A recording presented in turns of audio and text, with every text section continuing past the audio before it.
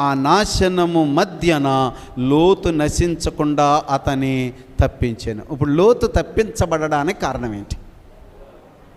ఏమండి? అబ్రహాము ప్రార్థన. అర్థమైందా ఈ మాట? యేసుప్రభు వారు సిలువను మోస్తున్నప్పుడు చెప్పిన మాట మీ అందరికీ గుర్తే ఉండి ఉంటుంది. ఏంటి చెప్పండి?